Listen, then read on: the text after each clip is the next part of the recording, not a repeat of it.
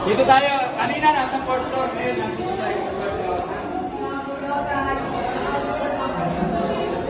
Yan, tama-tama. Kakainin sila. Baka makakuha tayo konti. Empty, sir, empty. Sir. Hindi na sabi na ako. Ang limin. Tayo sa nila. Invite Rachel. Kakumpay, sir.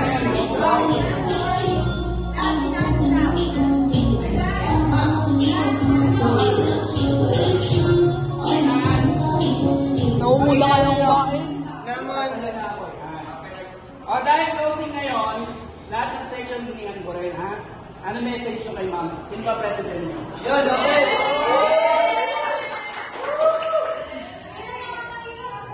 Message nyo kay ma'am. Dapat iiyak si ma'am. Kaya ka na.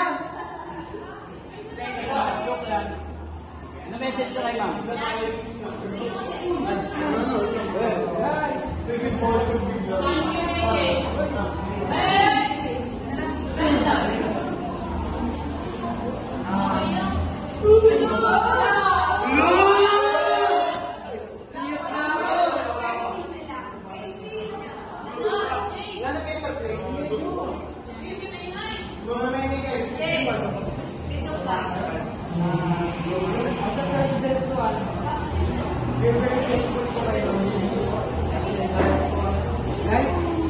Sobrang busy niya po. Bibigyan niyo po kami ng oras para doon na gusto at matulog po kami. Please po, for mas busy po kasi kaya po nag-message po kami sa kanya 2 p.m. Nag-relegay po niya. Kahit sobrang busy po. Dahil kayo po kami dahil thank you rin po dahil marami po kami tutunan sa 2 taon. Pero ako po, Ay, ibig sabihin, advance mo yung si ma'am nung nakaraan.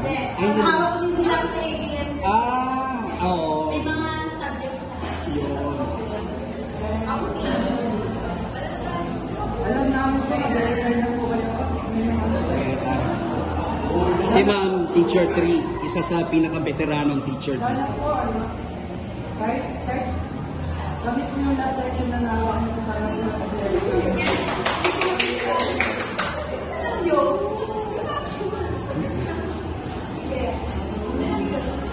Ito na lang. Ibang section, hiningan ko rin ito. Ano yung favorite line na natatandaan nyo kay ma'am? Favorite line? Gusto ko, kanina sa point. Sa point kanina, dinama pa ni Hagos. Kaya nyo ba? Ano ayaw ko na hindi negative, ha? Sino pwede? Mag-act.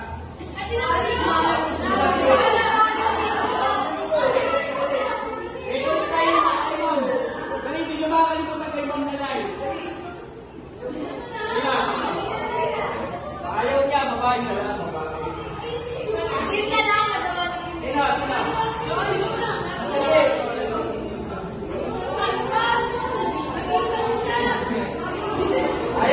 O sige, huwag na lang i-act. Ano na lang? Sabay-sabay nga kayo. Sige, yung line na.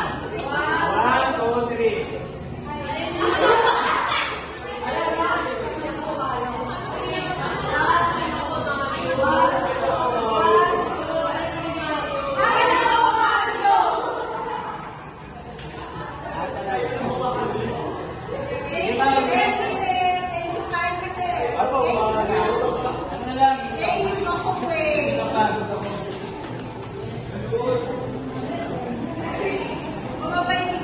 Cut nyo na, baka makuha pa yung pagkain dito, ha?